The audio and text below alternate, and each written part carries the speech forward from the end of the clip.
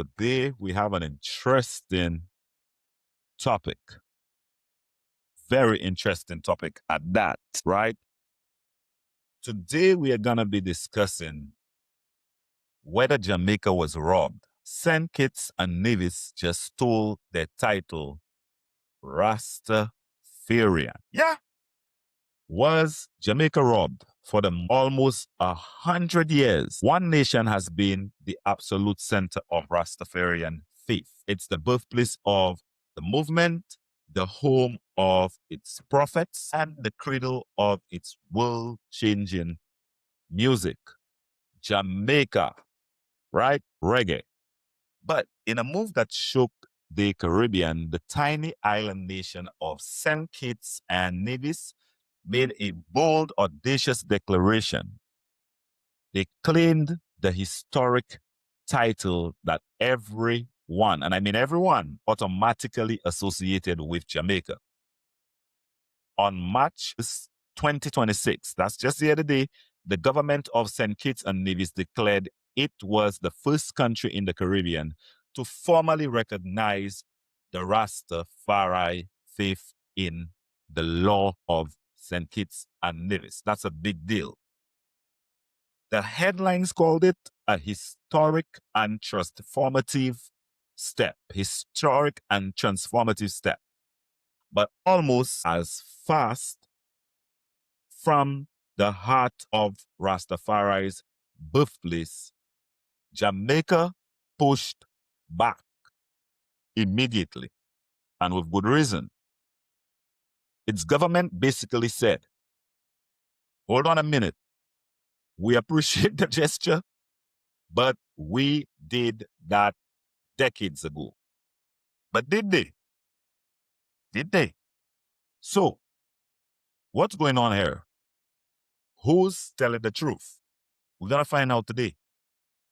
Was this an act of historic theft by a government, a big misunderstanding, or something way more complicated? Or I will also say, was it a bow or nod to the Rastafari community?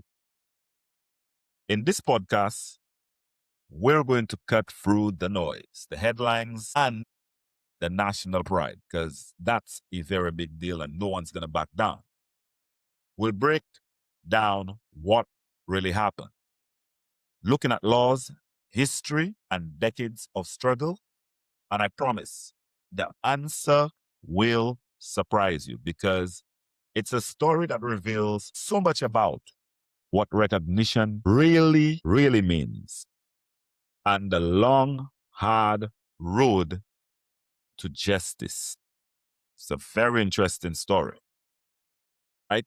Now, this is something that has gone around the world. People have found out about this. The Rastafari faith is actually very big. Well, it's actually a culture. It's the end of March 2026, a seemingly normal day. Nothing going on in the National Assembly of St. Kitts and Nevis. The Prime Minister, Dr. Terence Drew, stands to speak about inclusivity and constitutional rights. And then, bam, he drops the bombshell. Through a landmark piece of legislation, St. Kitts and Nevis officially and legally recognizes the Rastafarian or Rastafari faith. He frames it as a pioneering act, stating the Federation is the first in the Caribbean to take such a formal step. And we're going to find out worthy for the Rastafari community in the St. Kitts, a group long marginalized, just like every other island. This is monumental, very monumental. Prime Minister Drew gets emotional saying, this took too long to come. They suffered a lot. He emphasizes that the law isn't just top down. It's developed with Rastafari elders, reflecting their identity Even calling the faith a way of life, like I just said, and how I view it, as many prefer, right? The news goes viral. Social media explodes. For many, the reaction is, wow, good for St. Kitts and Nevis. But in Jamaica, it's a whole different story. The response is confusion, frustration, maybe a little eye rolling as well, and with good reason. Jamaica is the home of Marcus Garvey, guys. I don't know if you guys know who the great Marcus Garvey is. You should. Everyone should know who Marcus Garvey is. Do you know who Leonard Howell, Pinnacle Community? Well, do you know who Leonard Howell is? Jamaica is the home of Marcus Garvey, Leonard Howell's Pinnacle Community, and most important, Bob Marley's global message. The idea that another nation could be the first to recognize Rastafari feels damn near impossible.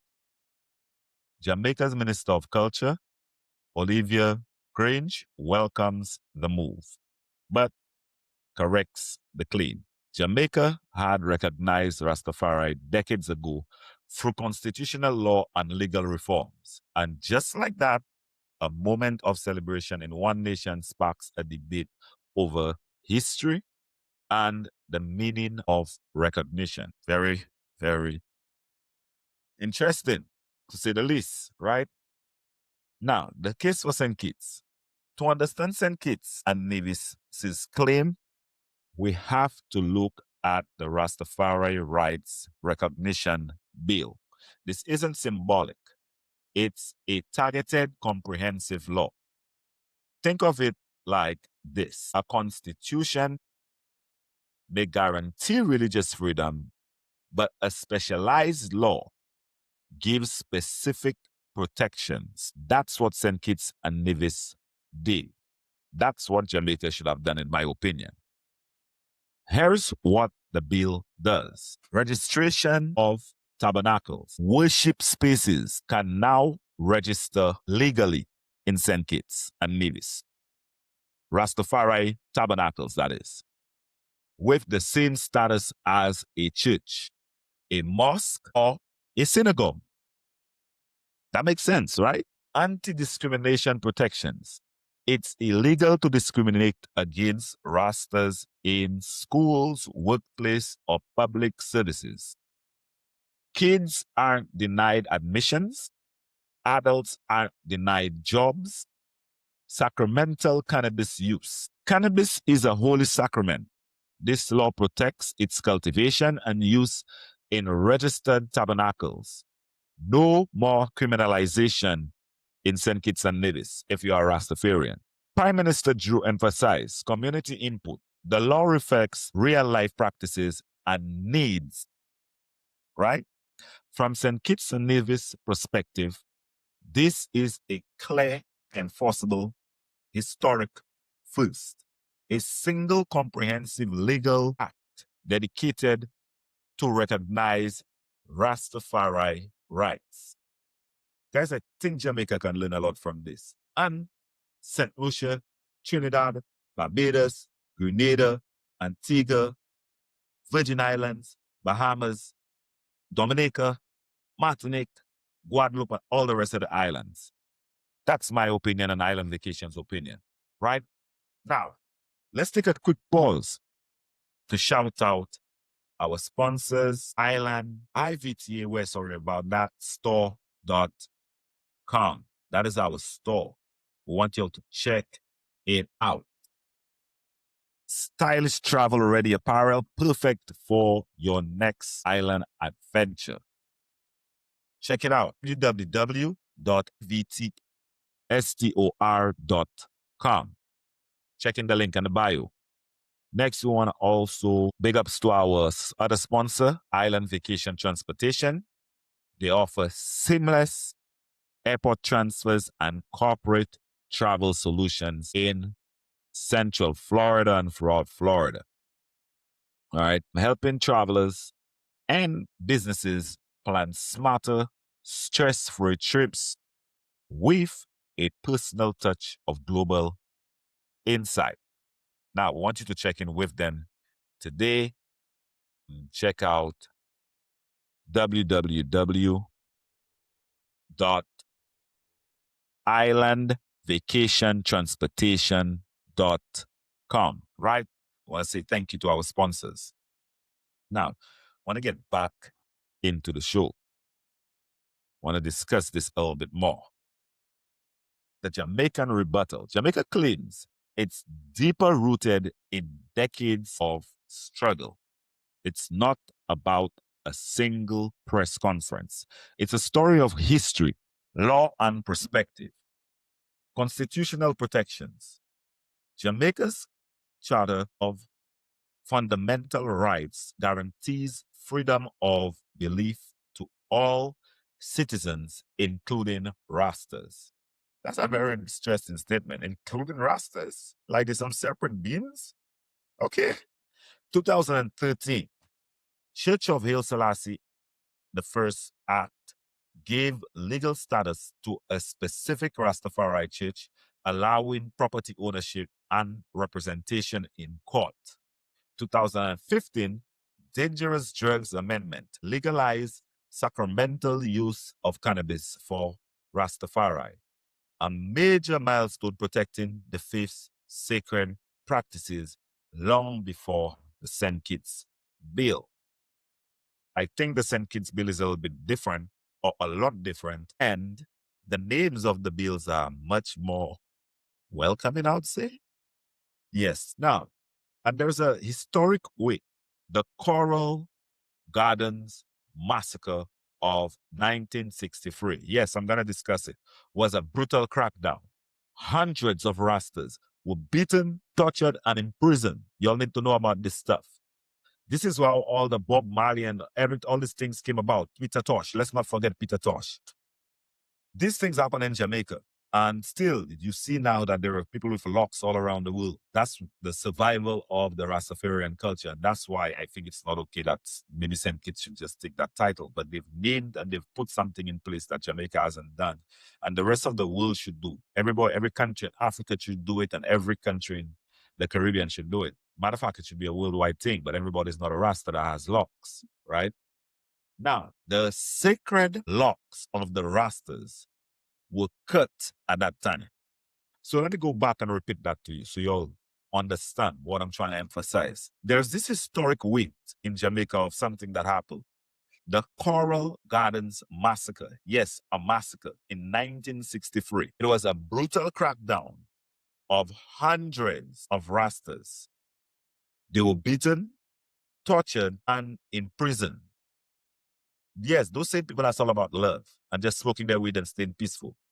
Their sacred locks were cut. Imagine them man just want to cut man dreads. The government formally apologized in 2027. From 1963, the government of Jamaica apologized only in 2017. It's crazy. A powerful form of recognition and reconciliation.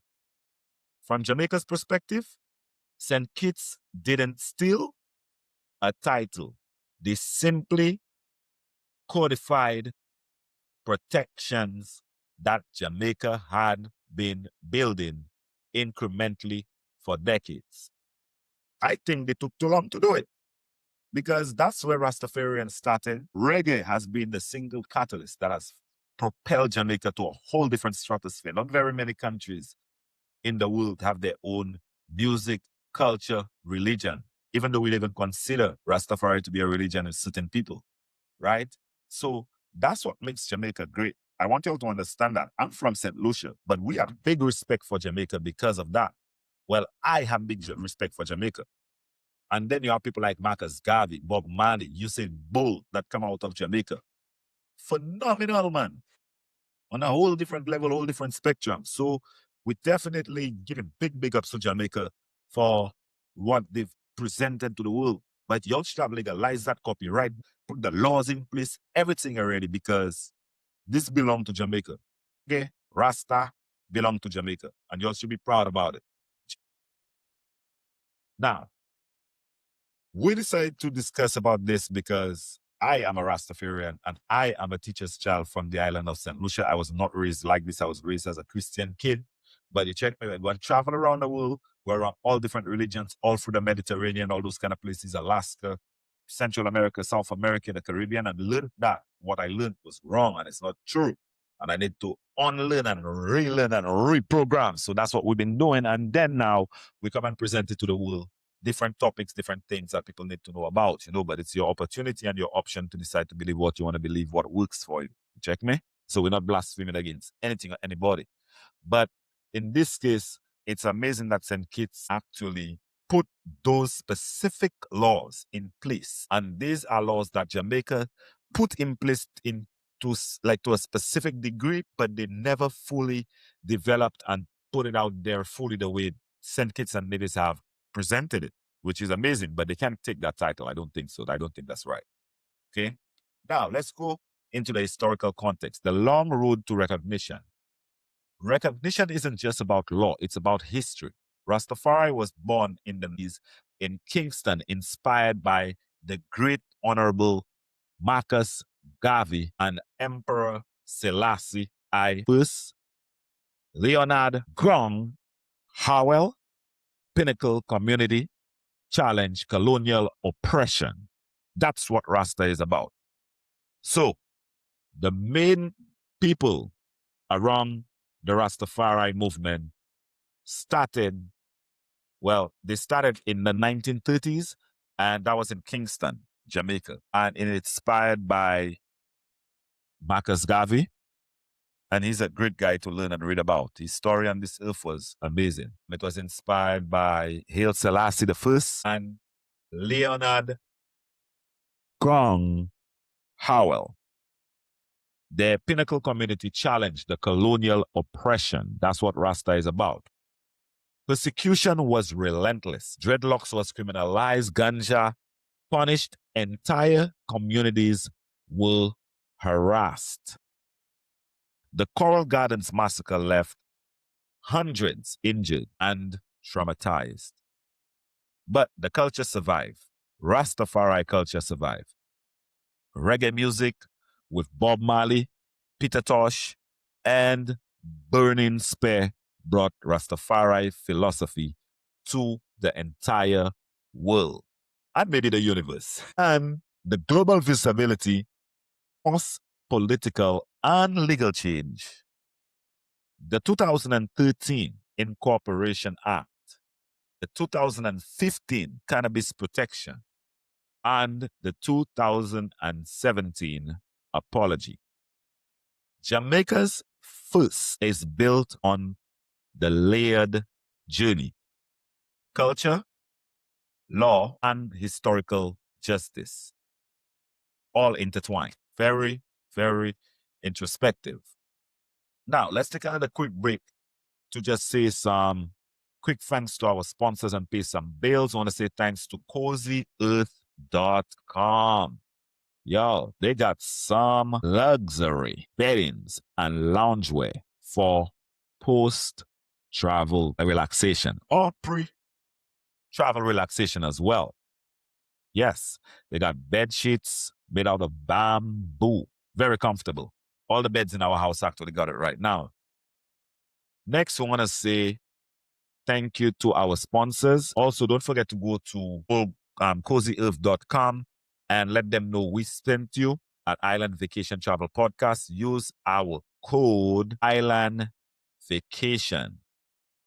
That's one word, right? To get 15% off. Yeah. Also, want to say thank you to OldGlory.com. Travel ready apparel to show your island pride wherever you go. They also have some great nostalgic apparel. So check it out as well. Supporting the podcast so we can continue diving deep into Caribbean stories and also the history.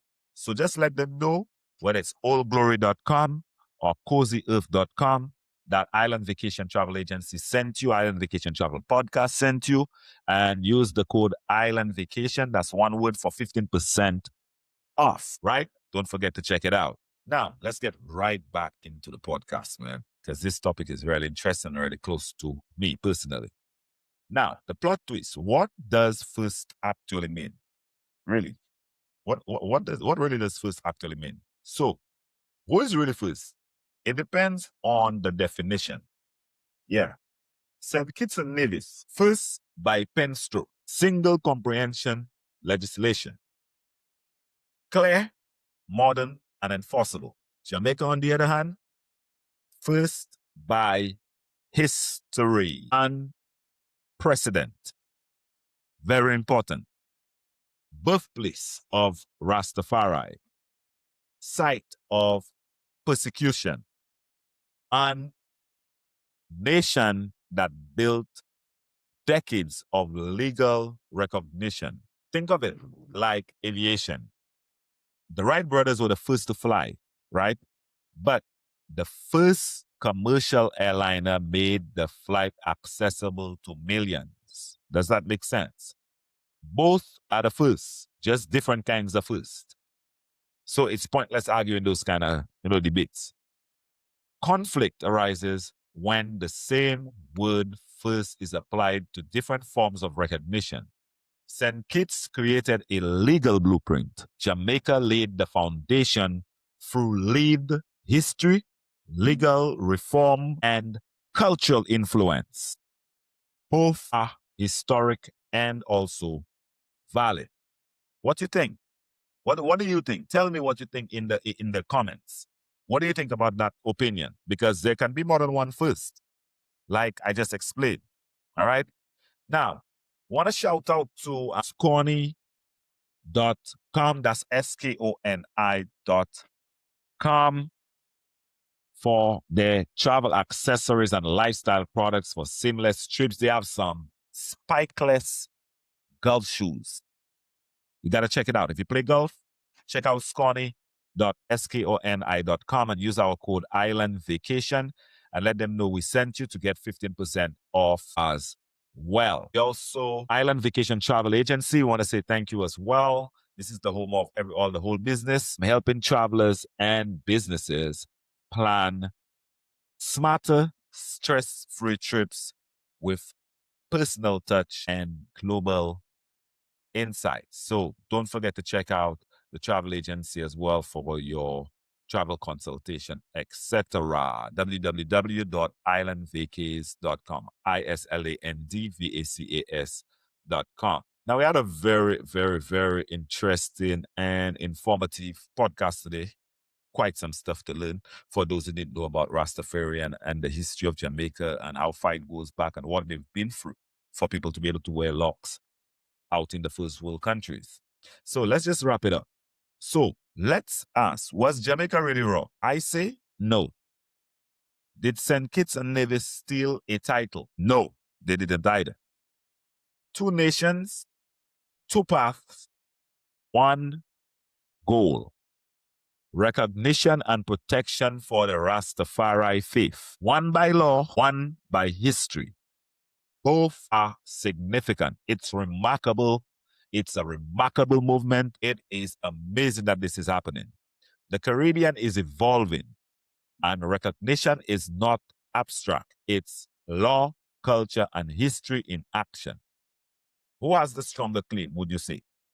The nation that codified protections in a single act, or the nation where the faith was actually born, persecuted and protected by piece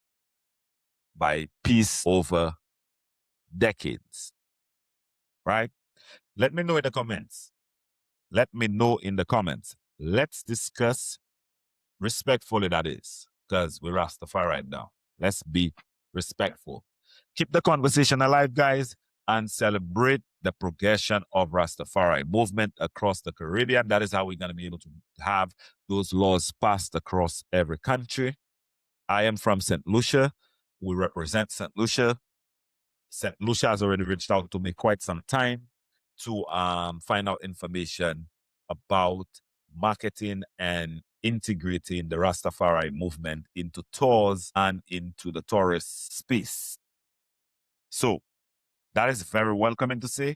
Thank you very much, St. Lucia Tourist Board, for that information. Want to say big ups to Jamaica for being such a strong, resilient country and giving us all those opportunities, all this music, all this culture, all these amazing, strong people. You check me? Some amazing words that people can't let not roll off their tongue. We respect y'all. We thank y'all for that. And for those that just went through the hurricane and stood strong, rebuild, those that gave back, the artists, we see y'all. We see y'all. This is how human beings supposed to be. Of course, nowhere is perfect. No one is perfect. So don't be hard on yourself. Y'all are doing good in this world. Keep on pushing. We all looking at y'all in the Caribbean. We are very proud of y'all, Jamaica. You check me? I telling you that we have Bob Marley posters on our wall. We play Jamaican music and everything. So we want y'all to know. Don't mind the words that y'all hear. We love y'all. We respect y'all. And to St. Kitts and Nevis, bravo for putting it on the map, making it legal that you're willing to protect the Rastafari community in your country. Next St. Lucia, next Antigua, next Dominica, next Trinidad, next Grenada, next the whole other St. Vincent and the Grenadines, Martinique, Guadeloupe, the U.S. Virgin Islands, the British Virgin Islands, Bahamas, let's go. Cuba, everybody, let's do this, right? Until next time, guys, you have an amazing one and keep on rocking, man. Keep on going. See y'all in St. Lucia. We're going to St. Lucia for Jazz 2026. If you're interested, check out our website. Go on the St. Lucia link and you could see how to get there with us. Bye.